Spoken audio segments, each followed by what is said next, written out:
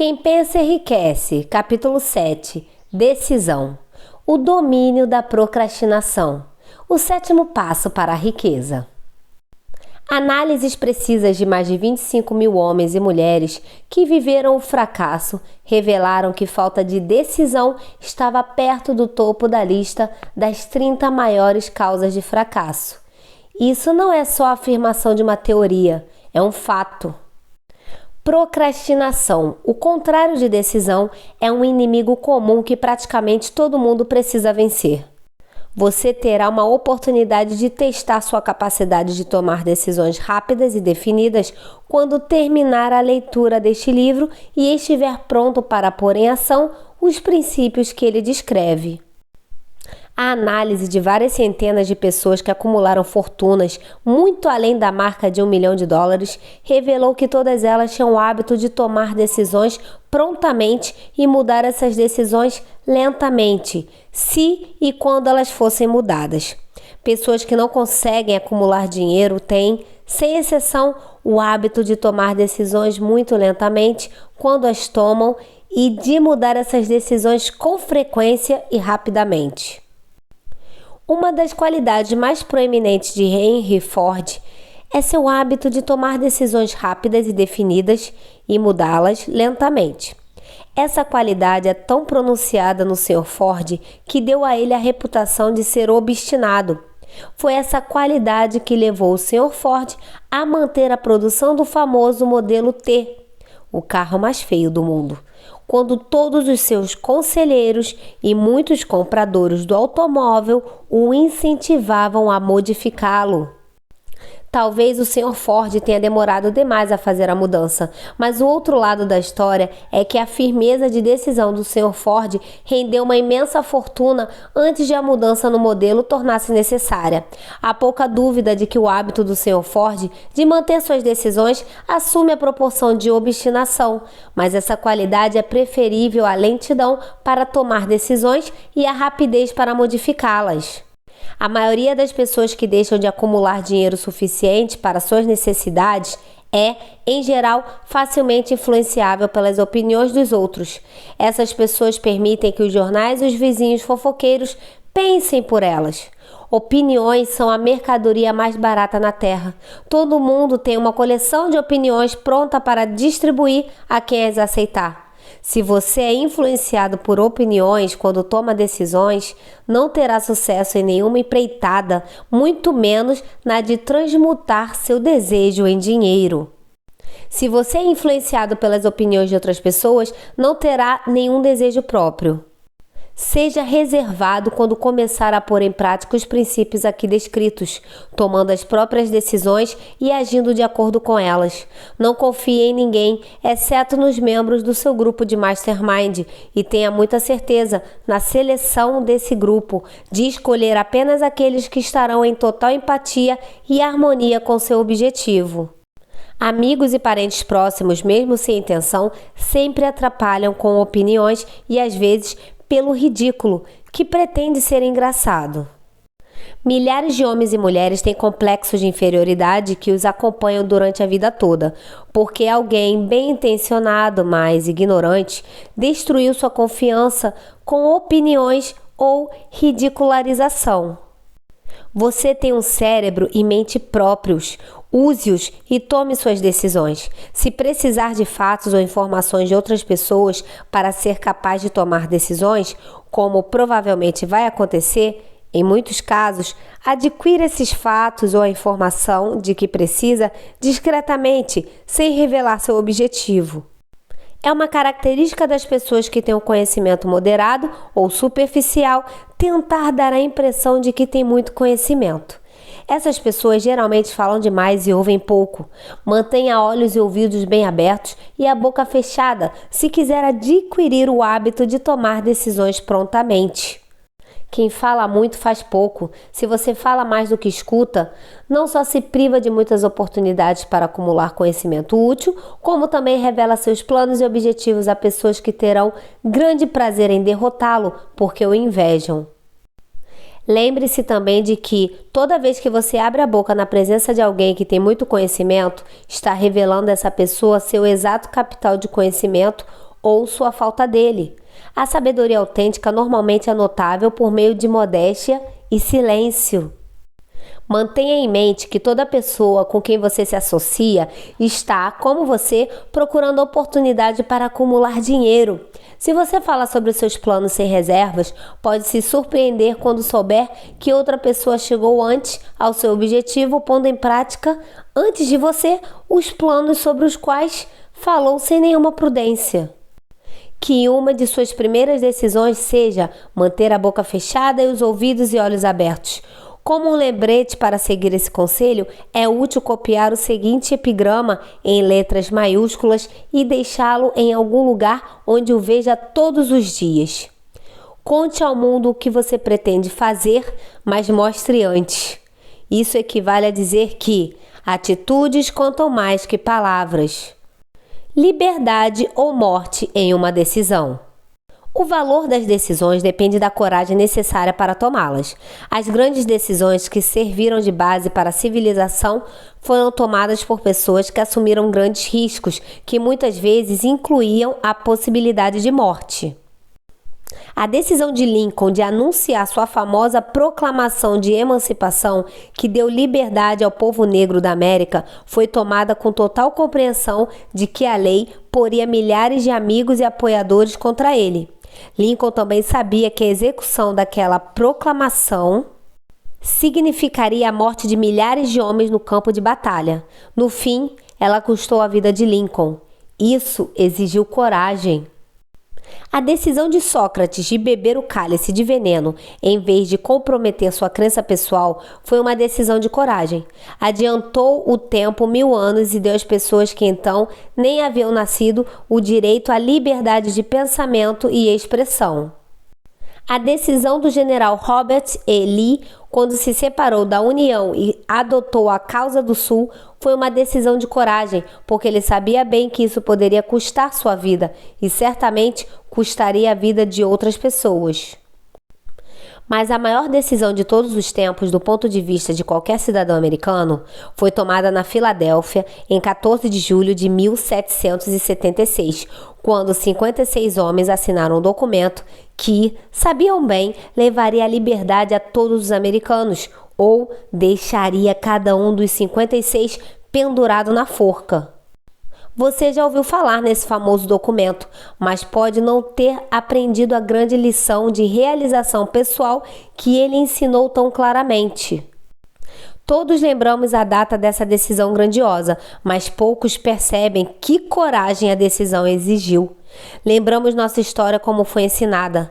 Lembramos datas e nomes dos homens que lutaram. Lembramos Valley Forge e Yorktown. Lembramos George Washington e Lord Cornwallis. Mas sabemos pouco sobre a verdadeira força por trás desses nomes, lugares e datas. Sabemos ainda menos sobre aquele poder intangível que nos garantiu liberdade muito antes de os exércitos de Washington alcançarem Yorktown.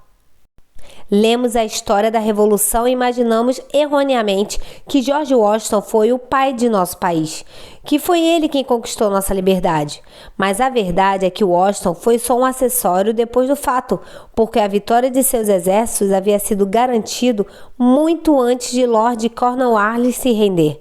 A intenção aqui não é roubar de Washington a glória que ele tanto fez por merecer. O objetivo é dar mais atenção ao espantoso poder que foi a verdadeira causa de sua vitória. É quase uma tragédia que os escritores da história tenham perdido inteiramente até a menor referência ao irresistível poder que deu a luz e a liberdade à nação destinada a estabelecer novos padrões de independência para todos os povos da terra. Digo que é uma tragédia porque esse é o mesmo poder que deve ser usado por cada indivíduo que vence as dificuldades da vida e força a vida a pagar o preço pedido. Vamos rever rapidamente os acontecimentos que deram à luz esse poder. A história começa com um incidente em Boston, em 5 de março de 1770. Soldados britânicos patrulhavam as ruas, ameaçando abertamente os cidadãos com sua presença.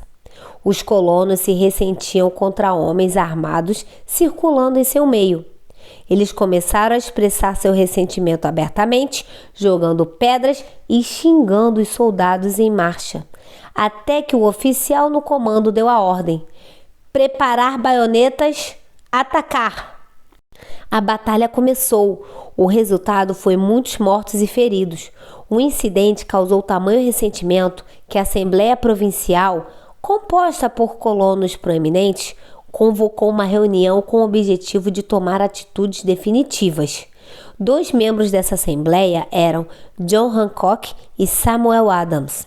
Vida longa a seus nomes.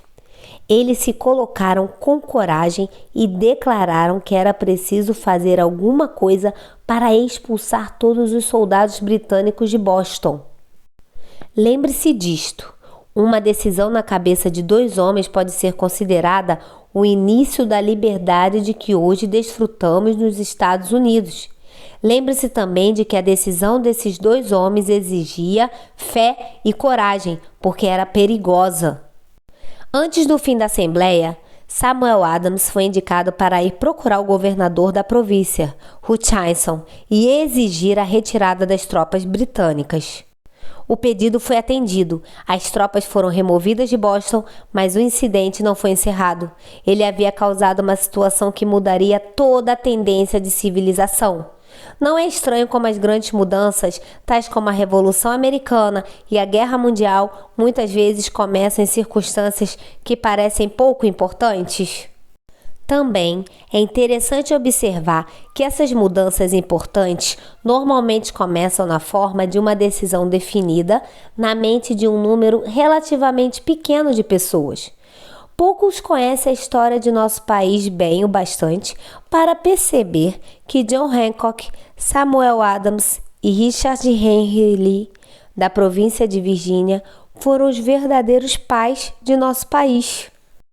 Richard Henry Lee tornou-se um fator importante dessa história, porque ele e Samuel Adams se comunicavam frequentemente por correspondência, compartilhando com liberdade seus receios e esperanças em relação ao bem-estar do povo de suas províncias. A partir dessa prática, Adams teve a ideia de uma troca de cartas entre as 13 colônias para ajudar a coordenar o esforço tão necessário para a solução de seus problemas. 2 anos depois do confronto com os soldados em Boston, março de 1772, Adams apresentou a ideia à Assembleia na forma de uma moção para o estabelecimento de um comitê de correspondência entre as colônias, com correspondentes indicados e definidos em cada colônia, com o objetivo de cooperação amistosa para a melhoria das colônias da América Britânica. Marque bem esse incidente. Ele foi o começo da organização do vasto poder destinado a dar liberdade a você e a mim. O Mastermind já havia sido organizado. Era formado por Adams, Lee e Hancock. Também lhes digo que, se 2 de vocês concordarem na terra em qualquer assunto sobre o qual pedirem, isso lhes será feito por meu Pai que está nos céus. O comitê de correspondência foi organizado. Note que esse movimento forneceu um meio para aumentar o poder do Mastermind, adicionando a ele homens de todas as colônias. Perceba que esse procedimento constituiu o primeiro planejamento organizado dos insatisfeitos colonos. A união faz a força. Os cidadãos das colônias travavam uma guerra desorganizada contra os soldados britânicos em incidentes semelhantes ao motim de Boston. Mas nada de benéfico havia sido realizado. Suas queixas individuais não foram consolidadas sob um mastermind. Nenhum grupo de indivíduos tinha unido corações, mentes, almas e corpos em uma decisão definida para resolver sua dificuldade com a Inglaterra de uma vez por todas, até que Adams, Hancock e Lee se reuniram. Enquanto isso, os britânicos não estavam preparados. Eles também faziam algum planejamento e mastermind com a vantagem de contarem com dinheiro e tropas organizadas. A coroa indicou Gage para substituir Hutchinson como governador de Massachusetts. Um dos primeiros atos do novo governador foi mandar um mensageiro chamar Samuel Adams com o objetivo de tentar interromper sua oposição, por medo.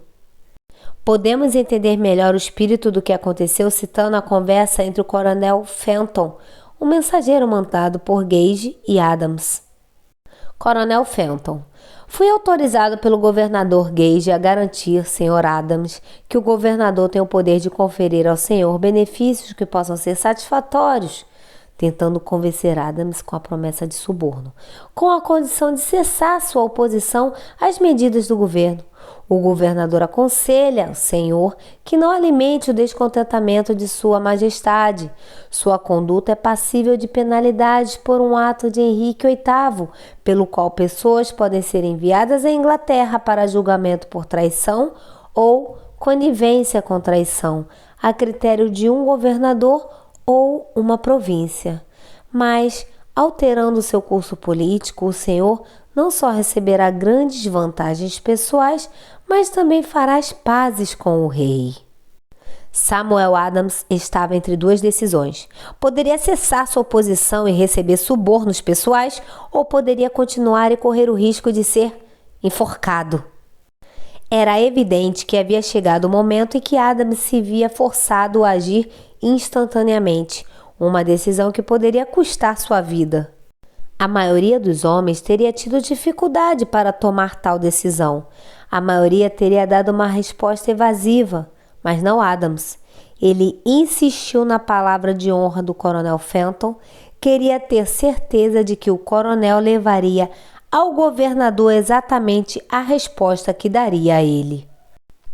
A resposta de Adam: então pode dizer ao governador Gage que acredito ter feito as pazes com o rei dos reis há muito tempo. Nenhuma consideração pessoal me induzirá a abandonar a justa causa de meu país. E diga ao governador Gage que Samuel Adams o aconselha a não ofender ainda mais os sentimentos de um povo exasperado. É desnecessário comentar o caráter desse homem. Deve ser óbvio para todos que leem essa espantosa mensagem que o remetente era dono da mais alta ordem de lealdade. Isso é importante. Políticos corruptos e desonestos prostituiriam a honra pela qual homens como Adams morreram. Quando recebeu a resposta cáustica de Adams, o governador Gage ficou furioso e emitiu uma proclamação que anunciava: de hoje em diante, em nome de Sua Majestade, ofereço e prometo seu mais gracioso perdão a todas as pessoas que depuserem suas armas e retornarem aos deveres de súditos pacíficos, excluindo do benefício desse perdão apenas Samuel Adams e John Hancock, cujas ofensas são de natureza hedionda demais para admitir outra consideração que não seja a de punição condigna. Como se pode dizer atualmente, Adams e Hancock chegaram ao limite.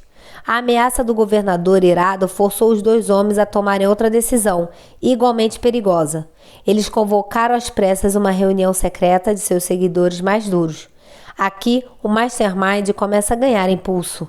Depois de propor a ordem do dia para a reunião, Adams trancou a porta, guardou a chave no bolso e informou a todos os presentes que era imperativo organizar um congresso dos colonos e avisou que nenhum homem sairia da sala até que se tomasse a decisão relativa a esse congresso. Seguiu-se a grande agitação. Alguns pesaram as possíveis consequências desse radicalismo, o velho medo do homem. Outros expressaram sérias dúvidas quanto à sabedoria de uma decisão tão definida em desafio à coroa. Trancados naquela sala estavam dois homens imunes ao medo, cegos à possibilidade de fracasso: Hancock e Adams.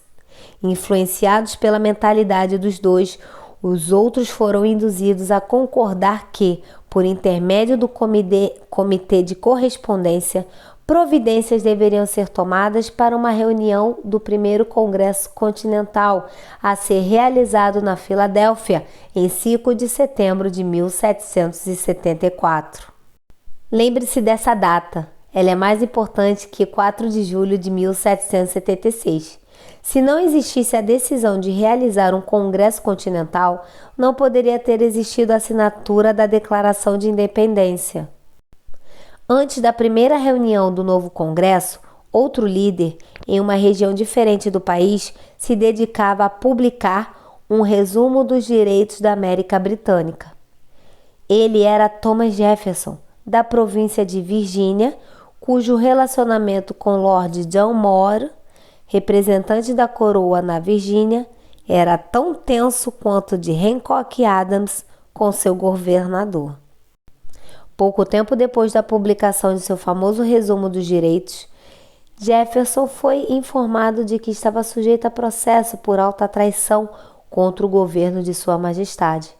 Inspirado pela ameaça, um dos colegas de Jefferson, Patrick Henry, manifestou-se com coragem e concluiu seus comentários com uma frase que será um clássico eterno: "Se isso é traição, tire proveito máximo dela."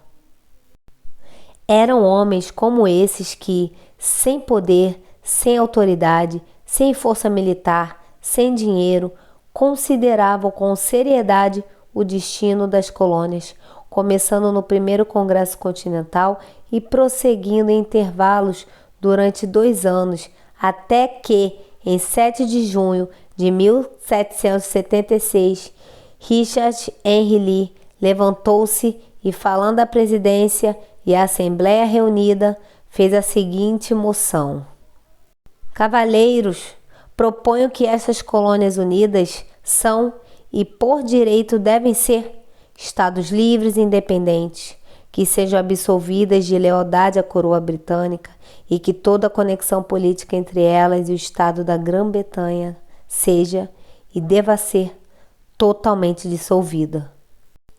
A surpreendente moção de Lee foi discutida com fervor e por tanto tempo que ele começou a perder a paciência. Finalmente, depois de dias de discussão, ele tomou a palavra mais uma vez e declarou com voz clara e firme: "Senhor presidente, discutimos essa questão por dias. É o único caminho a seguir. Por que então o senhor continua adiando? Por que ainda deliberamos? Deixe que este dia feliz dê à luz uma república americana. Deixe-a se erguer, não para devastar e conquistar, mas para restabelecer o reinado da paz e da lei. Os olhos da Europa estão voltados para nós. Ela exige de nós um empenho vivo de liberdade que pode exibir um contraste na felicidade do cidadão à tirania sempre crescente." Antes que essa moção fosse votada, finalmente, Lee foi chamado de volta à Virgínia por motivo de grave doença na família, mas, antes de partir, ele deixou sua causa nas mãos do amigo Thomas Jefferson, que prometeu lutar até que se decidisse por uma ação favorável. Pouco tempo depois disso, o presidente do Congresso, Hancock, indicou Jefferson para a presidência de um comitê que redigiria uma declaração de independência.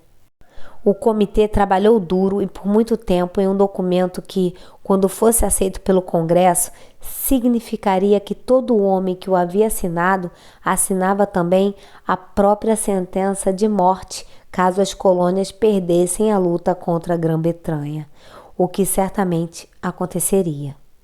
O documento foi redigido e em 28 de junho o rascunho original foi lido diante do Congresso. Durante vários dias ele foi discutido, alterado e preparado. E em 4 de julho de 1776, Thomas Jefferson colocou-se diante da Assembleia e, sem medo, leu a mais importante decisão jamais posta no papel.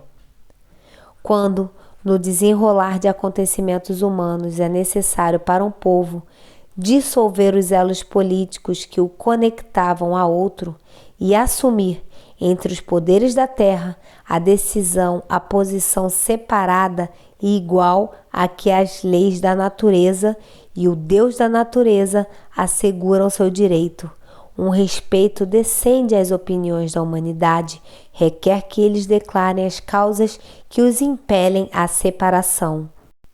Quando Jefferson terminou, o documento foi posto em votação, aprovado e assinado pelos 56 homens, cada um deles arriscando a própria vida na decisão de acrescentar sua assinatura. Por intermédio dessa decisão, surgiu uma nação destinada a levar para sempre à humanidade o privilégio de tomar decisões. Com decisões tomadas com um semelhante espírito de fé e somente com essas decisões, os homens podem resolver seus problemas pessoais e conquistar por eles mesmos posições mais elevadas de riqueza material e espiritual. Não vamos nos esquecer disso. Analise os eventos que levaram à Declaração de Independência e se convença de que esta nação, que agora ocupa uma posição de respeito e poder entre todas as nações do mundo, nasceu de uma decisão criada por um grupo de mastermind formado por 56 homens. Note bem que foi a decisão deles que garantiu o sucesso das tropas de Washington, porque o espírito daquela decisão estava no coração de cada soldado que lutou com ele e funcionou como um poder espiritual que não reconhece nada que se assemelhe a fracasso. Note também, com grande benefício pessoal, que o poder que deu a esta nação sua liberdade é o mesmo que deve ser usado por cada indivíduo que se torna autodeterminante. Esse poder é feito dos princípios descritos neste livro. Não será difícil detectar, na história da Declaração de Independência, 6 desses princípios, pelo menos: desejo, decisão, fé, persistência, o mastermind e planejamento organizado. Ao longo desta filosofia, será encontrada a sugestão de que o pensamento, amparado por forte desejo, tem a tendência de transmutar-se em seu equivalente físico. Antes de seguir adiante, quero deixar com você a sugestão de que se pode encontrar nessa história e na história da organização da United States Steel Corporation uma descrição perfeita do método pelo qual o pensamento realiza essa impressionante transformação. Em busca pelo segredo do método, não procure um milagre, porque não o encontrará. Você só encontrará as eternas leis da natureza. Essas leis estão disponíveis para todas as pessoas que têm a fé e a coragem para usá-las. Elas podem ser usadas para levar liberdade a uma nação ou para acumular riquezas. Não há cobrança, exceto o tempo necessário para entendê-las e se apropriar delas. Aqueles que tomam decisões de maneira pronta e definida sabem o que querem e, geralmente, conseguem. Os líderes em todas as áreas da vida decidem rapidamente e com firmeza. Essa é a principal razão para serem líderes. O mundo tem o hábito de abrir espaço para o homem cujas palavras e ações mostram que ele sabe para onde vai. Indecisão é um hábito que costuma começar cedo. O hábito adquire permanência com a criança indo para o ensino fundamental, ensino médio e até para a faculdade sem a definição de objetivo. A principal fraqueza de todos os sistemas educacionais é que não ensinam nem incentivam o hábito da decisão definida. Seria benéfico se nenhuma faculdade permitisse a matrícula de alunos que não declarassem seu principal objetivo na matrícula.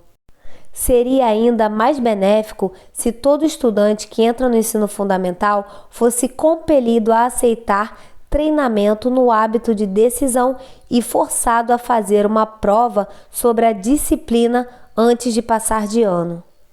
O hábito da indecisão adquirido por causa das deficiências em nossos sistemas de educação acompanha o estudante até a ocupação que ele escolher, se de fato ele escolher sua ocupação.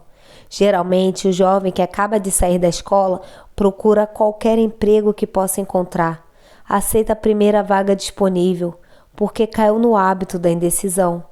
98 de cada 100 pessoas que trabalham por salário hoje estão no emprego que têm porque não tiveram a definição de decisão para planejar um emprego definido e o conhecimento de como escolher o empregador.